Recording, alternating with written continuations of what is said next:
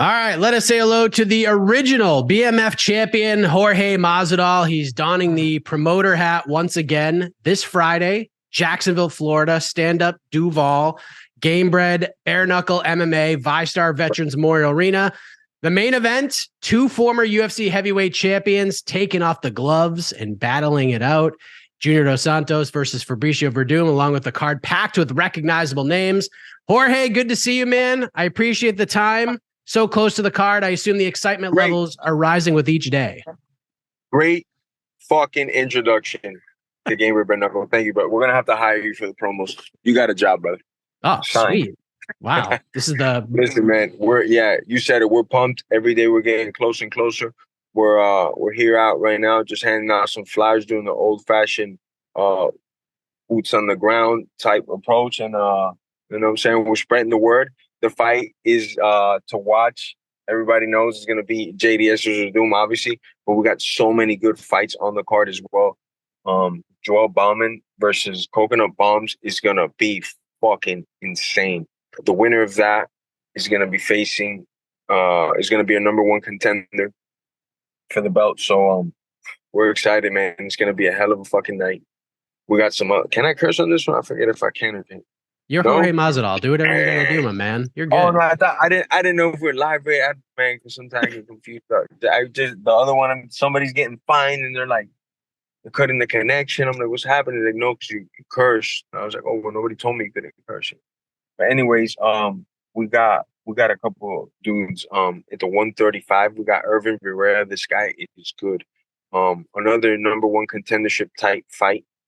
Man. Got my boy Joe.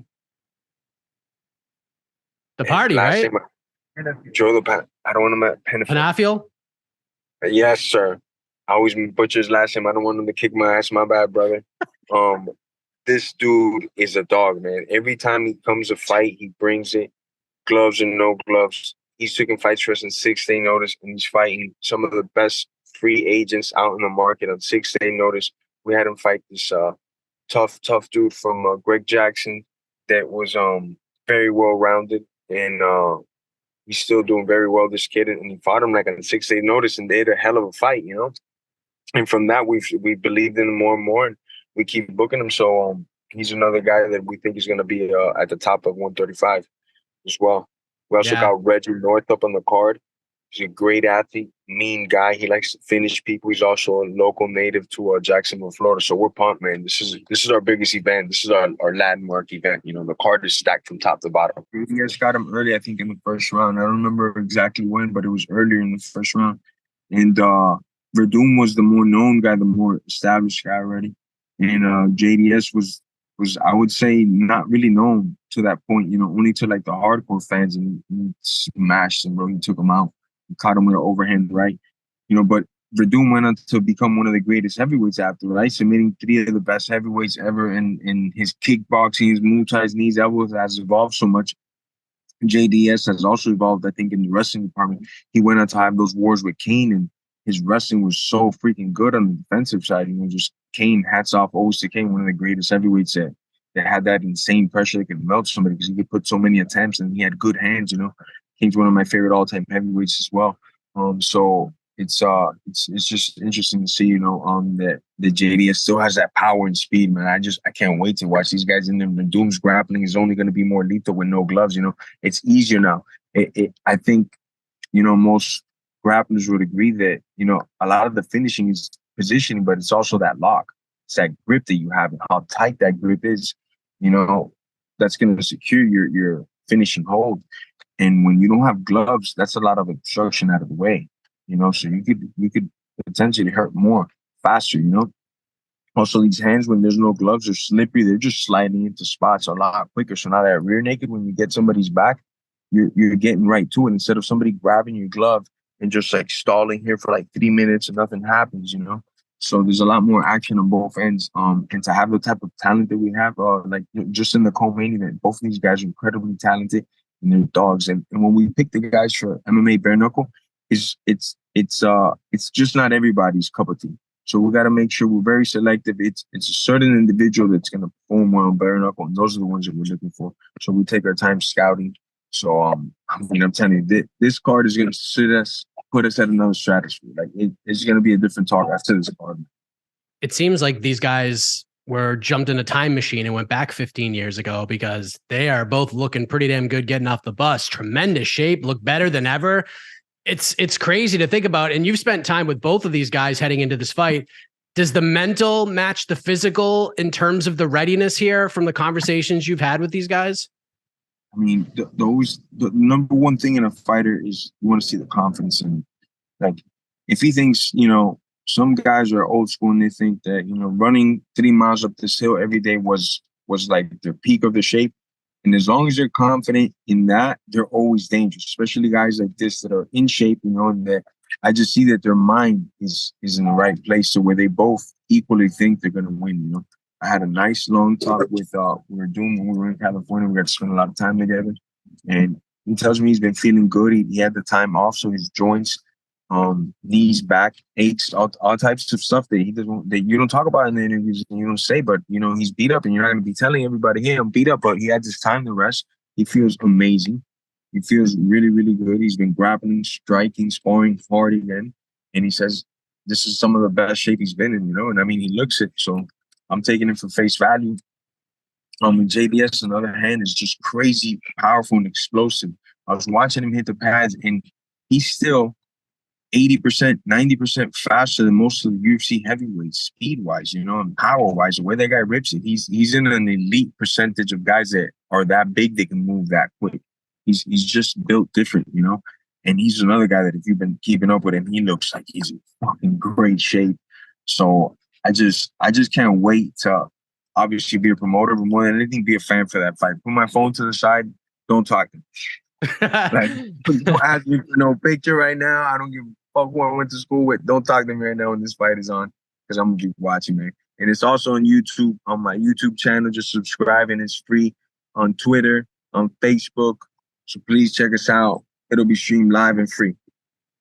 There was one other fight that was kind of on the card, but then didn't really hear much from it. Sean Soriano, Renan Barão, I think at one point was supposed to be on it. And yeah. Barão had mentioned something about visa issues. Yeah. Do you know what happened with that? From what I know, it's visa issues. We just had some visa issues getting handed over here and stuff, and the paperwork, what was happening. I don't know if that was the final issue, but that's what I heard was last, But that's not a fight that's not done. That's a fight that we desperately want to make. We would love to make this fight at some point. We just don't know, It just has to make sense as well. Fair enough.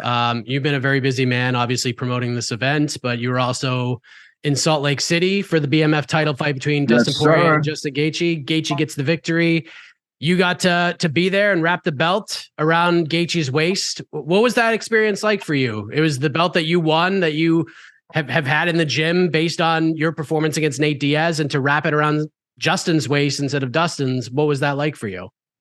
Well, on a personal note, and never nothing against Gaethje, because I think he's a hell of a competitor. Shit, man.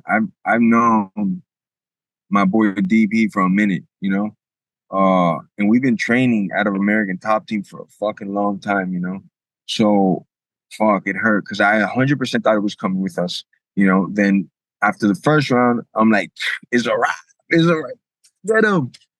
And then bam, and then the fight happened, and that's the fight world. I think Dustin's better than Gaethje. I think if they fought again, Dustin could do that to Gaethje, and they could always be like, they could keep splitting them like that.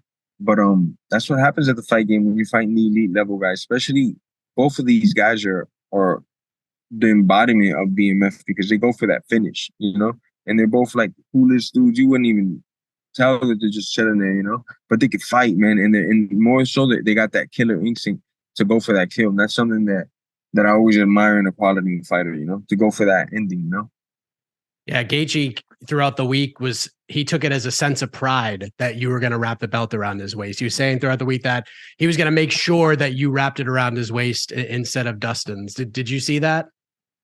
I mean, I'm sure he said that he's a fighter. That's what he's supposed to say, promote himself. But if he takes it personal, he's just a fucking idiot, right? Because of course I'm gonna go for DP. He's my boy, he's my brother. I know this guy inside of the training environment. I know the type of guy that he is. outside as well. He's a good person, man. He's a good husband. He's a good father. You know, he's a great teammate. He's a good friend, you know. So 100% I was with Dustin, man. Nothing personal against Gaethje. Maybe me and Gaethje, when I get like bored of retiring, of promoting, and I unretire, a couple years from now, we'll fight for the BMF belt. It'll be fun, you know. Gaethje's a hell of a fighter on the feet. He goes for the kill. I'm gonna try to snipe his head off. It'll be a hell of a fight later on down the line. He's gonna do his thing now, 155. But later on, we can fight, you know, get that little paycheck. Yeah, I know you talked to the great Mark Ramundi about this, and it made some headlines that, you know, what should Gaethje do? He should defend it against you. But this is not something, just to clarify, we ain't knocking on the door. We're not taking phone calls right this second for that fight. This is down the line. You said a couple of years.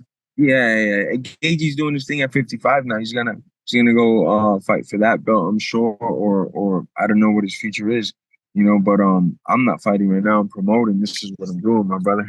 Junior Dos Santos versus Fabricio Werdum this Friday. Yes. What's going on with Gamebred Boxing? I know you got this one. You don't want to look too far ahead, but I assume coming off of that event in Milwaukee, we're always looking ahead. We got an event.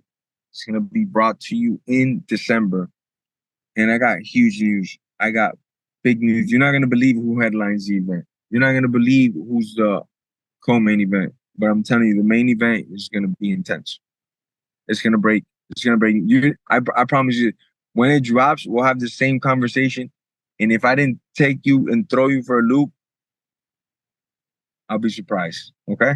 Really? All right. Just be honest. If your jaw don't drop, like hit the floor, you get your money back. See, that one we'll do live, so you can get my natural reaction to it. And then you can judge me. You don't want to do that. You're gonna become a meme.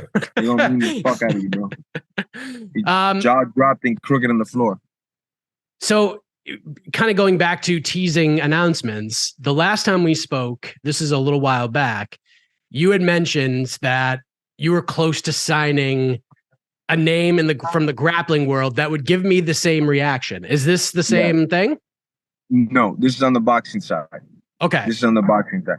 On the grappling, we've hit a couple hurdles with a couple different situations with contracts and things like this. You know, still very likely gonna happen, but just not in the time span that we wanted originally. So we're pushing that one back. But this boxing news will be made official. Who will be headlining that card within like 2 to 3 weeks? Everybody will know. Do we know where this event's happening yet, or is that part of the announcement? We don't. We don't know that yet, but it will be part of the announcement. Fair enough. Last thing I wanted to ask you about, because you know, you say Friday night's the landmark event. This is the one that's going to put you guys over the top, right?